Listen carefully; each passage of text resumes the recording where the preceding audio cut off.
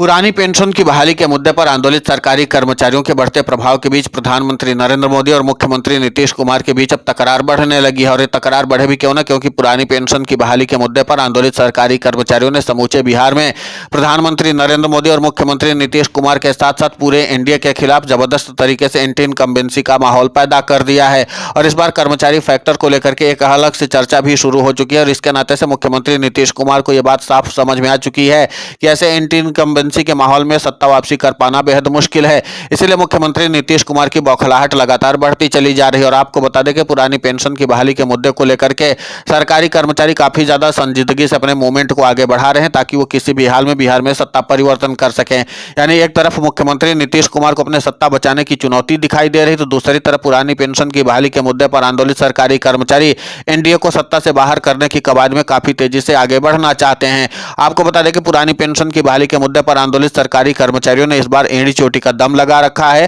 क्योंकि पुरानी पेंशन की बहाली के मुद्दे पर आंदोलित सरकारी कर्मचारियों को यह बात भली भांति पता है कि इस बार अगर बिहार में एनडीए को बाहर सत्ता से कर दिया तो जाहिर सी बात है कि इसका असर दिल्ली तक होगा। यानी इस बार मुख्यमंत्री नीतीश कुमार अगर बिहार की सत्ता में वापसी नहीं कर पाते हैं तो फिर जाहिर सी बात है कि मुख्यमंत्री नीतीश कुमार सीधे तौर पर केंद्र की मोदी सरकार से अपना समर्थन वापस ले सकते हैं, क्योंकि इस बार मोदी सरकार को पूर्ण बहुमत प्राप्त नहीं है, यानी कि बीजेपी को पूर्ण बहुमत मिला नहीं है। नीतीश कुमार के समर्थन से केंद्र की मोदी सरकार चल रही है और पुरानी पेंशन की बहाली के मुद्दे पर आंदोलित सरकारी कर्मचारियों का कोई सबसे बड़ा दुश्मन है तो केंद्र की मोदी सरकार है। और इसीलिए सरकारी कर्मचारी एड़ी चोटी का दम लगा करके पूरी रणनीति के तहत काम कर रहे हैं। खासकर पुरानी पेंशन की बहाली के मुद्दे पर आंदोलित सरकारी कर्मचारियों के आंदोलन को तब गति मिली जब 1 अप्रैल 2025 को केंद्र की मोदी सरकार ने यूनिफाइड पेंशन स्कीम लागू किया। इसके नाते से सीएपीएफ के जवानों के प्रतिनिधि हों या फिर पुरानी पेंशन की बहाली के मुद्दे पर अन्य सरकारी कर्मचारी, सभी को यह समझ में आ चुका है कि अगर हमको पुरानी पेंशन का लाभ चाहिए तो हमें लामबंद होकर के केंद्र की मोदी सरकार के खिलाफ और राज्य की नीतीश कुमार सरकार के खिलाफ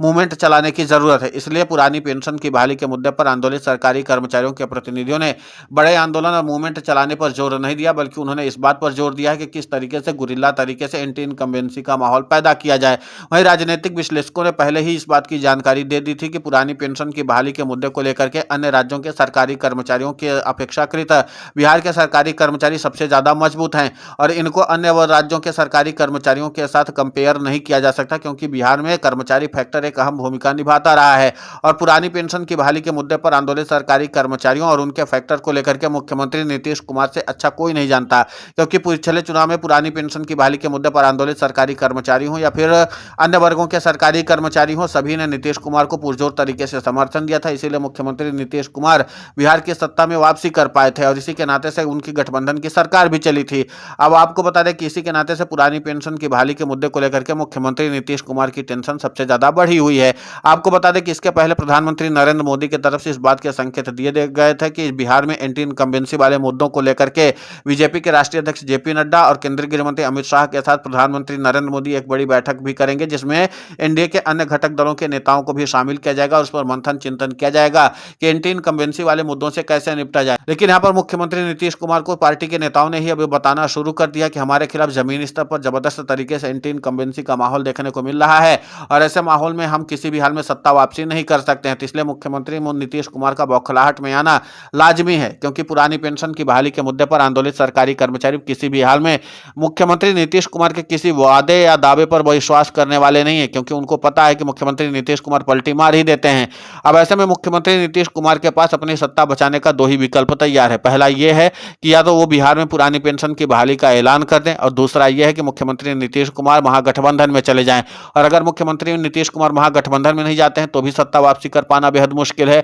और अगर मुख्यमंत्री नीतीश कुमार बिहार में सत्ता वापसी करना चाहते हैं तो सीधे तौर पर पुरानी पेंशन की बहाली के ऐलान कर दें, और पुरानी पेंशन की बहाली का ऐलान अगर नहीं करते हैं तो जाहिर सी बात है कि फिर उनकी सत्ता बच पाना बेहद मुश्किल है, क्योंकि पुरानी पेंशन की बहाली के मुद्दे पर आंदोलित सरकारी कर्मचारी आर या पार की लड़ाई लड़ने के लिए तैयार हैं और इसके नाते से सरकारी कर्मचारियों ने जमीनी स्तर पर अपने मूवमेंट को आगे बढ़ाना शुरू कर दिया है। अब जाहिर सी बात है कि लाखों तादाद में सरकारी कर्मचारी पुरानी पेंशन की फैक्टर को लेकर के और कर्मचारी फैक्टर को लेकर के आगे बढ़ चुके हैं, तो जाहिर सी बात है कि इसका व्यापक तौर पर असर होगा ही। लेकिन अब प्रधानमंत्री नरेंद्र मोदी और मुख्यमंत्री नीतीश कुमार के बीच जिस तरीके से तकरार बढ़ी है, उस तकरार का सामंजस्य प्रधानमंत्री नरेंद्र मोदी क्या निकालते हैं ये देखना दिलचस्प होगा, क्योंकि पुरानी पेंशन की बहाली के मुद्दे को लेकर के मुख्यमंत्री नीतीश कुमार की टेंशन तो बढ़ती चली जा रही है और कर्मचारी इस बात को मानने के लिए तैयार नहीं है कि पुरानी पेंशन की बहाली के अलावा किसी अन्य विकल्प पर चर्चा भी करेंगे। आपको बता दें कि एनपीएस और यूपीएस को सरकारी कर्मचारी पहले ही सिरे से खारिज कर चुके हैं और हूबहू पुरानी पेंशन की बहाली के मांग पर अड़े हुए हैं। और आपको बता दें कि बिहार में सरकारी कर्मचारी हूबहू पुरानी पेंशन ही चाहते हैं, वो यूपीएस और एनपीएस पर विचार करना नहीं चाहते हैं।